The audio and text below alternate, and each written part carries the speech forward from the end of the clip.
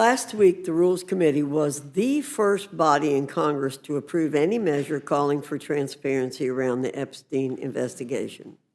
Recent announcements from President Trump are proof that he's paying attention to the actions of this committee. We'll continue to track the actions of the executive branch as they unfold, including the new petitions by Attorney General Bondi. But let me make something else clear.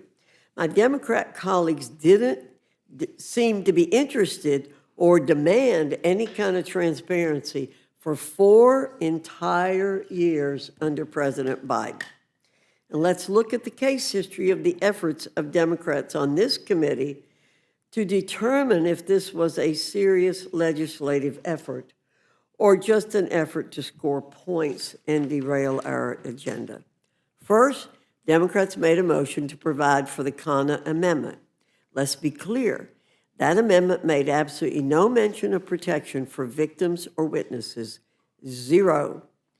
Those protections were added only to that amendment in a different iteration days later, further indicating the original text as being insufficient for protecting victims.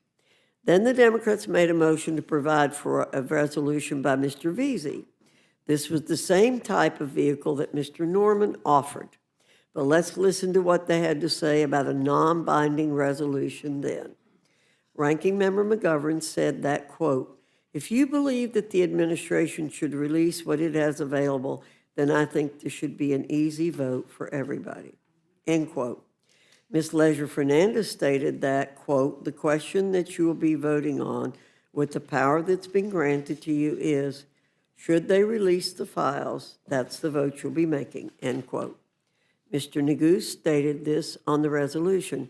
"I think this vote provides another opportunity for our colleagues on the other side of the aisle, again, before we cast this vote, to perhaps join Mr. Norman in voting in favor of releasing the files," end quote. So please spare us the song and dance about the vehicle in which we demanded this transparency. You supported the same vehicle just days prior. Our committee's done the work of demanding transparency, and we're seeing results. Madam Chair? With that, I'm going to go on to the Well, I know, but testimony. I think you just impugned our motives over here, and I want to. I didn't impugn your motives. I just gave you the history. Well, but the history is a little bit of a revisionist history. And, you know, and one, we tried to offer you an amendment that would have done something, and you rejected it. Then we offered a non-binding option, which you also rejected. 2, a bill didn't exist then. A bipartisan bill exists now. So a non-binding resolution wasn't good enough for you a week ago, but now that there's a bill available, you want to get out of it by voting, get out of voting for that actual legislation. Bottom line is, you didn't mention any of the votes that we took in this committee last week. Again, we're going to give you an opportunity to vote on the bipartisan Khanna-Massey bill again later today. And by the way, what you neglected to also say, and again, I stand by what I say, that the bill that you offered is a meaningless press release. But when is it going to be voted on? I mean, we voted on it, you know, without any notice that we were going to even vote on it in the committee last week, and we're still waiting for the majority leader to tell us whether it's going to be scheduled this week. Is it? We're waiting for the majority leader. You're correct. Thank you, Mr. McGovern. Earlier this week, Madam Chair, I gave everyone on this committee a chance to go on record about releasing files related to Jeffrey Epstein. It was an up or down, yay or nay vote on a very simple amendment that says the Department of Justice must preserve and release all the files. That's it. And shockingly, all but one of you voted against releasing those files. The Speaker put out a statement, and I gotta love this. He put out a statement calling it an obscure stunt. I didn't realize offering amendments was obscure. I'm pretty sure we do that all the time. And when it comes to a stunt, nothing in my amendment would have prevented your crypto bills from moving forward. My amendment simply said that in addition to the crypto bills, we're also going to have a vote on releasing the Epstein files. And if it was such a stunt, why did Mr. Norman, one of the most conservative members of this committee, vote with us?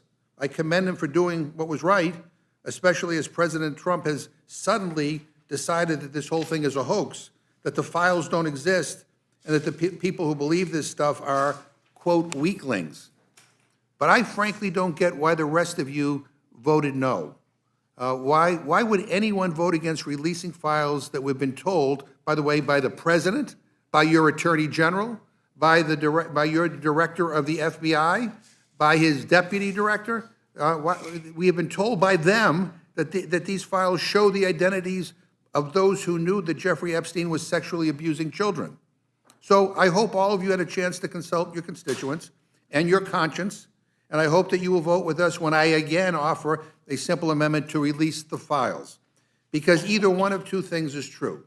Either one of two things is true. Either there's nothing here, and Trump made all this up and conned you guys into believing it. In that case, why would you vote against releasing files that don't exist? Or there are files, and you guys want to keep them hidden because you're afraid what's in them. Which is it? Which is it? And with that, Madam Chair, I yield back. Thank you, Mr. McGovern. Madam Chair, Mr. Scott, I would just like to say, I look forward to an honest, not a political debate on the issue of the Epstein files. But when you look at the definition of all the files would include a list of the victims of the Epstein crimes. Yeah. And so I look forward to the debate. Now you had your time. You put legislation in You it. can't censor me, Mr. You Scott. put can't censor me. legislation in at 3:56 when the Rules Committee meets at 4, and we were already in this room when you signed it and put it in. It was a political stunt. That's all it was, and we're going to give you a solution to it. And if you read the amendment, Mr. Scott, you would realize that there are exceptions to protect the victims of these crimes. And by the way, our language has been out. No, there are not. Let's- There are not. In the Massey counter bill, there are. That is not what you offered. That is not what you offered. You said all the files, and we have a responsibility to protect the victims. Mr. And we Scott. know where you are. Mr. Yeah, we know where you are, Mr. You're Heidi. the party of child victims. That's why you opened the border. True. That's why you opened the border. How many Heidi- children got raped coming across that border because of what the Democratic Party did? Who voted to cover up the facts. Okay. We have a hearing here, and we're going to follow our regular order. Democrats are so desperate to use the serious issue of sex trafficking to score political points. They're speaking out both sides of your mouths almost in real time. And we really don't have any tolerance for attacks on the resolution. It's a sound, good faith resolution that ensures protections for victims and innocent witnesses. If your qualm is that this is a resolution and not a bill, then why did you all offer Representative Veazey's resolution just 3 nights ago? You weren't attacking resolutions and their force or effect just nights ago. Democrats are now attacking the same type of vehicle they supported on Monday night. This resolution sends a clear signal and carries considerable weight to the full scope of this debate. So for those watching at home, the answer is no. And just let me respond with a couple of things. One, we tried to offer you an amendment that would have done something, and you rejected it. Then we offered a non-binding option, which you also rejected. Two, a bill didn't exist then. A bipartisan bill currently does exist by Mr. Khanna and Mr. Massey. So a non-binding resolution wasn't good enough for you a week ago, but now there's a bill available. You take it. You want to avoid voting on that legislation. I guess the other question is, what happens if the administration doesn't follow any of the suggestions in this non-binding resolution? What's the recourse?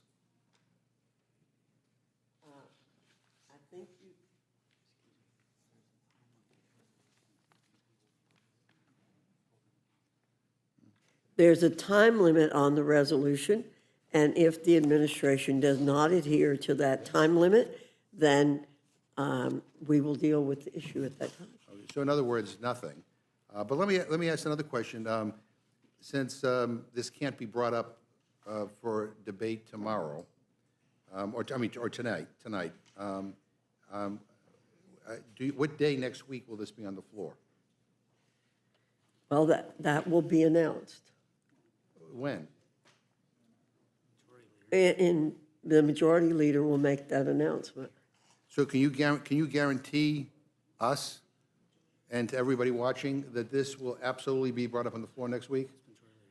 That's the majority leader's decision to make.